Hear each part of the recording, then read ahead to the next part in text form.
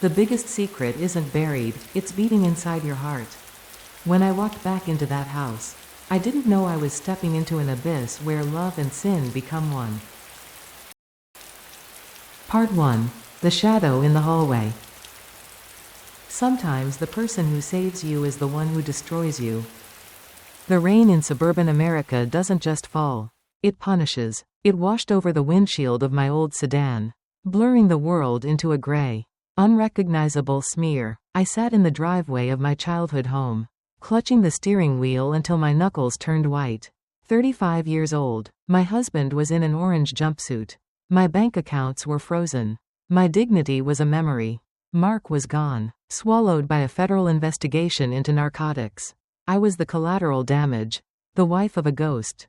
I stepped out of the car. The cold air bit through my jacket like a debt collector.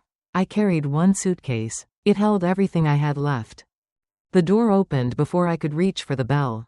My mother, Sarah, stood there. She was 58, elegant, and composed. She looked like a woman who had never seen a police siren or a court order in her life. She held me. She smelled like lavender and expensive soap. I cried. I cried for the life I lost. I cried for the shame I brought to her porch. She whispered that it would be okay. She whispered that I was safe. But then, I saw him. Arthur stood in the shadows of the foyer. 63, my stepfather. He was a retired architect. A man who spent his life designing structures that were meant to last forever. He had hands that looked like they could build cathedrals and eyes that looked like they had seen them burn. He didn't move. He didn't speak. He just watched me. In that silent gaze, I didn't see the judgment I expected. I saw a reflection of my own exhaustion. The first week was a funeral for my old life. The house was a museum of normal. My mother was busy. She attended church meetings and charity auctions. She was trying to pray away the scandal her daughter had dragged into the neighborhood. She loved me, but she couldn't look at me for too long. I was a reminder of failure. I was a stain on her perfect white tablecloth. Arthur was different. He was a ghost in his own home. He spent his hours in a wood-paneled study or tending to the roses in the back garden. He drank his coffee black and his whiskey neat. He never asked about Mark. He never asked about the drugs, the money, or the lawyers. He just existed in the same space as I did. Two satellites orbiting a sun that was slowly burning out. Late at night, I couldn't sleep. The silence of the house was louder than the sirens in the city. I would wander down to the kitchen, seeking water or a reason to feel alive. One night, I found him there. The lights were off. Only the moon bled through the window, silvering the edges of the furniture. He was sitting at the table, a single glass in front of him.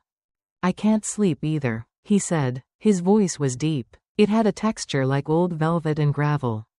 "I'm sorry if I woke you," I whispered, staying near the door. "You didn't. The house has been too quiet for a long time. Elena." He stood up. He walked toward me. I expected him to pass by. I expected the polite distance we had maintained for a decade. But he stopped. He was close enough that I could smell the cedar wood and the faint hint of tobacco on his sweater. He looked at me, really looked at me, in a way Mark never had. "You're not your husband's sins," he said. It was the first kind thing anyone had said to me in months. I felt something crack inside.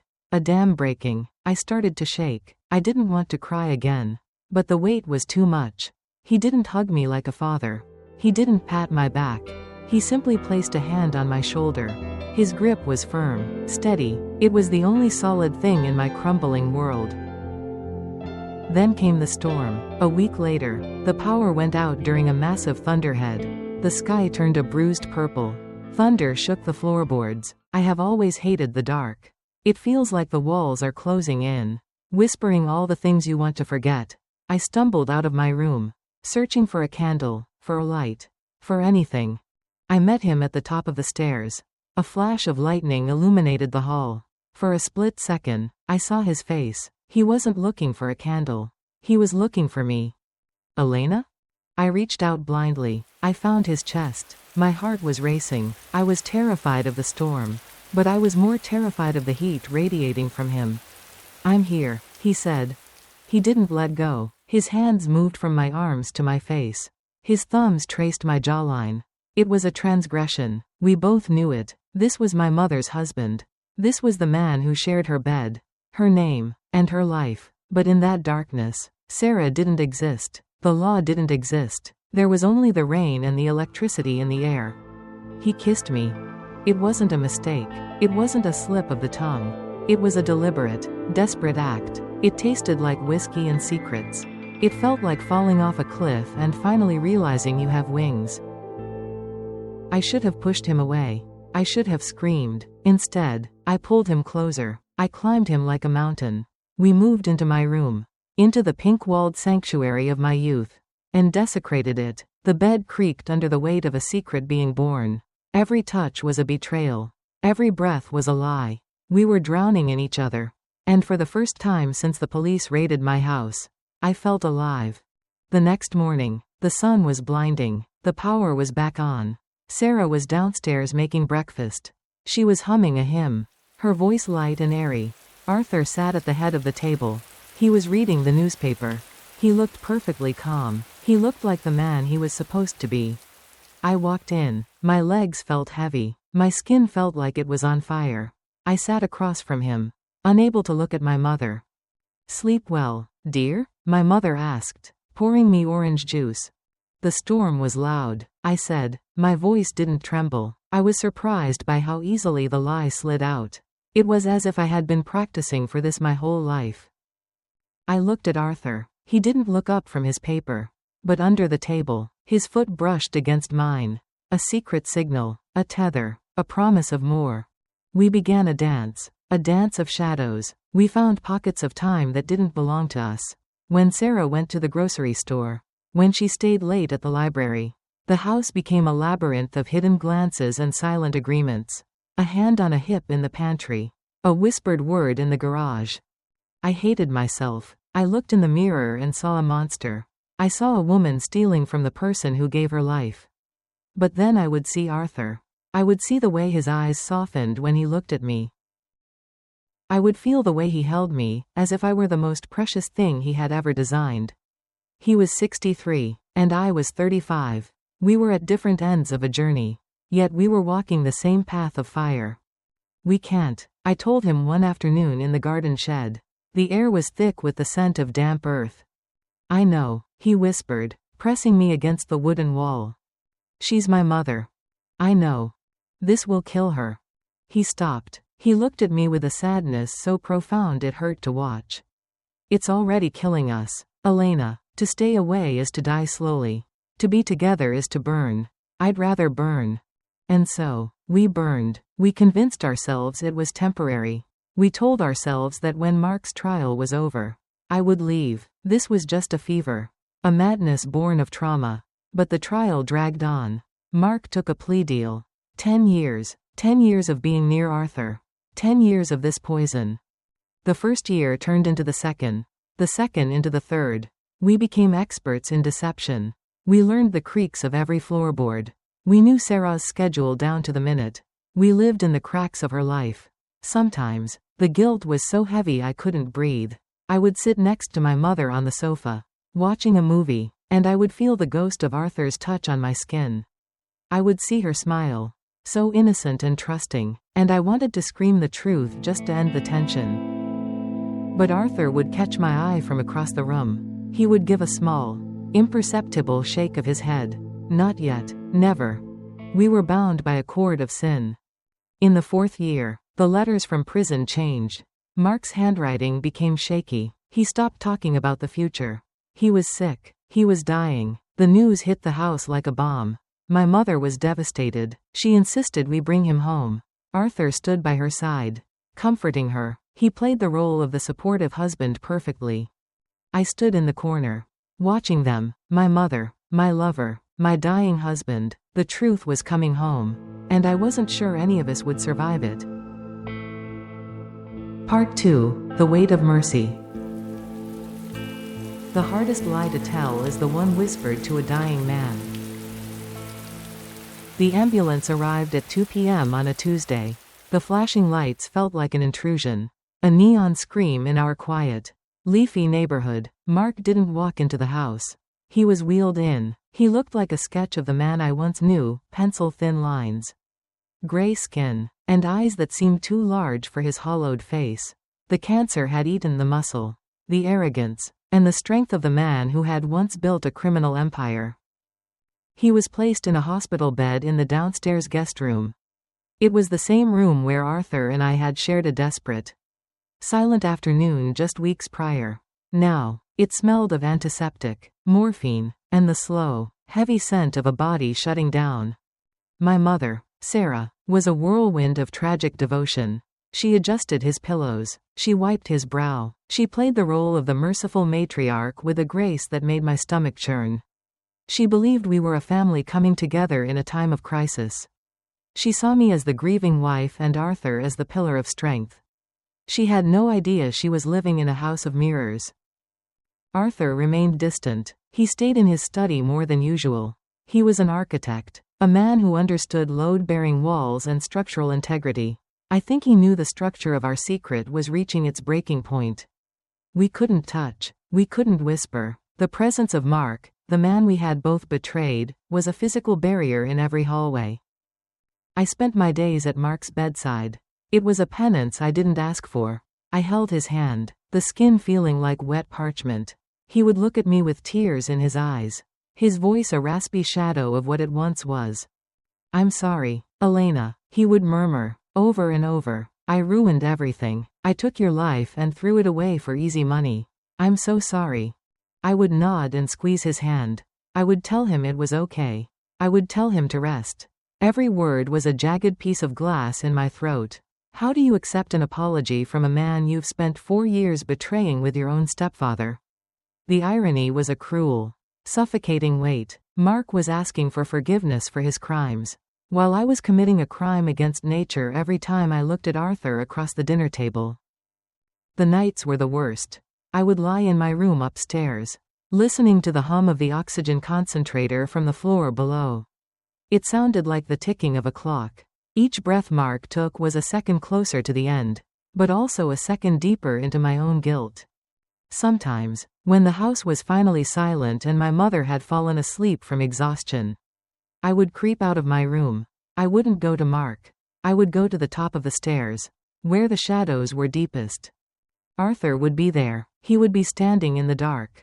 A silent sentry. We wouldn't speak. We couldn't risk it. He would simply take my hand and lead me into the laundry room or the pantry, anywhere with a lock. We would cling to each other with a ferocity that bordered on violence. It wasn't about passion anymore. It was about survival. We were two people trapped in a sinking ship, gasping for the same pocket of air. "This is madness," I whispered into his chest one night. The smell of his cedarwood cologne was the only thing that kept me grounded. "It's almost over," he replied, his voice barely audible. "And then what? When he's gone, what are we?" Arthur didn't answer. He just held me tighter. We both knew the answer, even if we were too afraid to say it.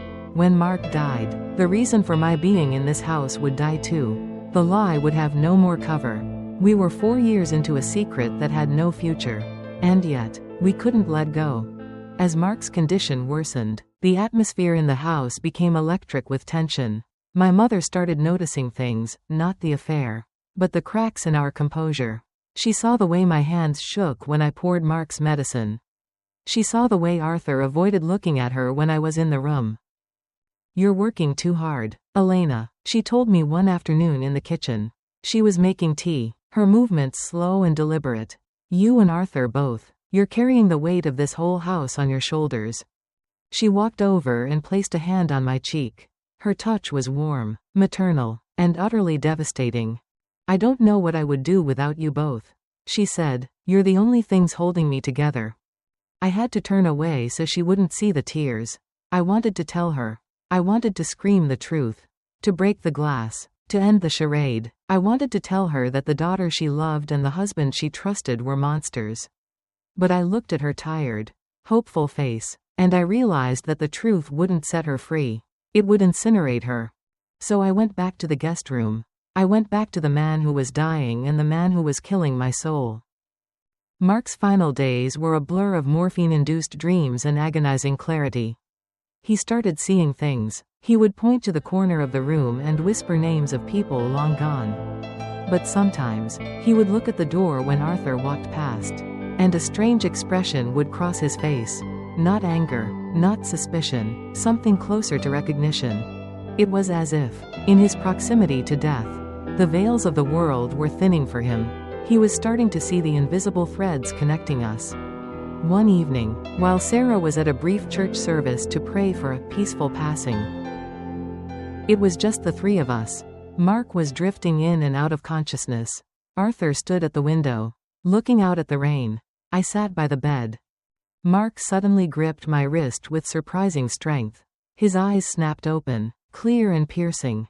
"Elena," he wheezed. "I'm here, Mark."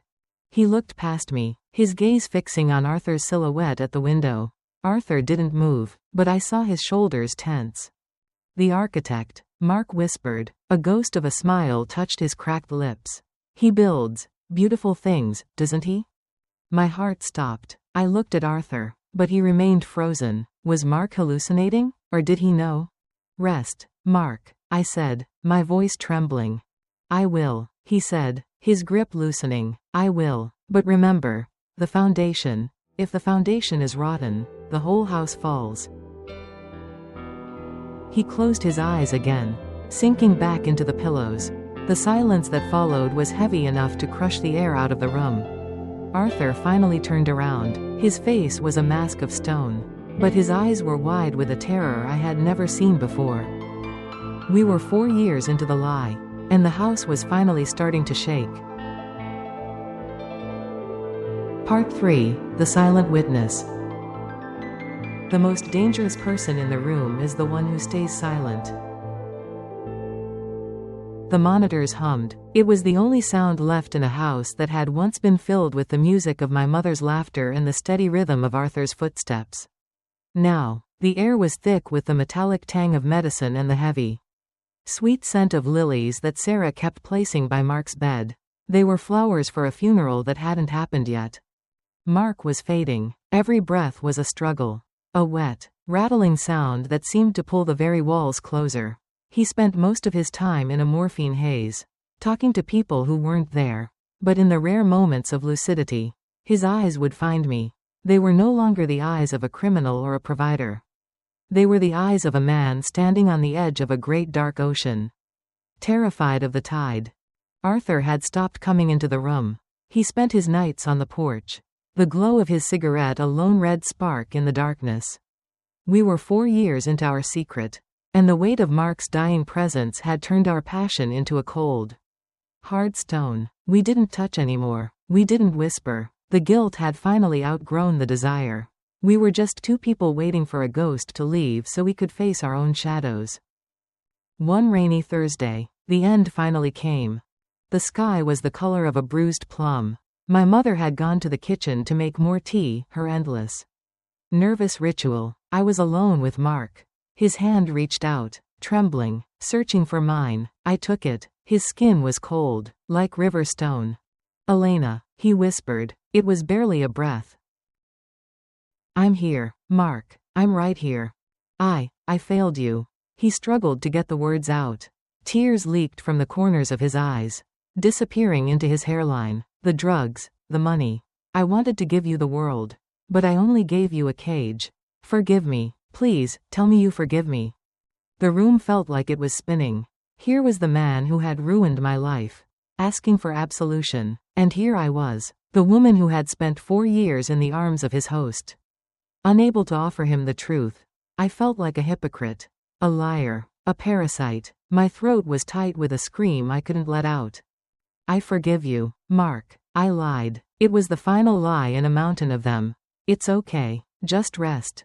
Arthur appeared in the doorway. He didn't enter. He just stood there, his face etched with a grief that wasn't for Mark, but for the wreckage of what we had become. He looked at me, and in that moment, I saw the end of us. The secret was the only thing that had kept us together. Without the darkness to hide in, we were nothing but strangers. Then, the door opened wider. My mother, Sarah, walked in. She didn't look at the tea tray she was carrying. She set it down on the nightstand with a steady hand. She didn't look at me. She didn't look at the dying man. She looked directly at Arthur. Her face, usually so soft and maternal, was a mask of cold, hard porcelain. She walked to the side of the bed and placed her hand over mine and Mark's. She was 58 years old, and in that moment, she looked like she had lived 1,000 years. Mark looked up at her, his eyes fluttering. "Sarah, I'm sorry for everything."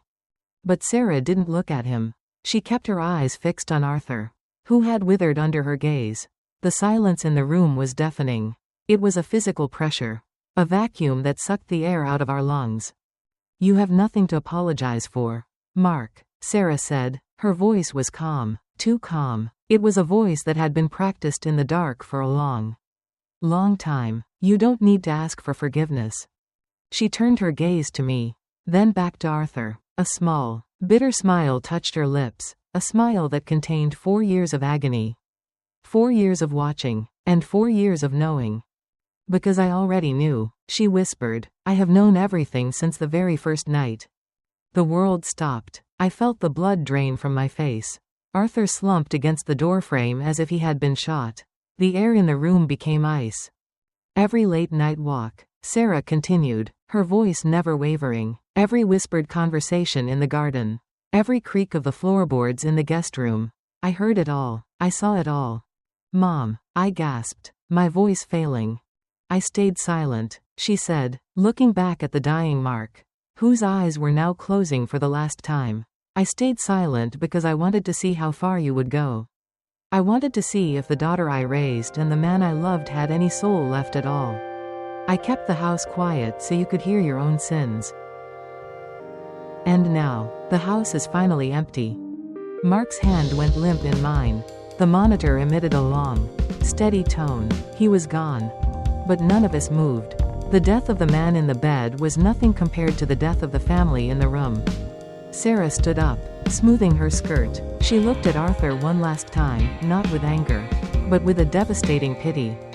"He's at peace now," she said softly. "But you too have to live in this house with what you've done.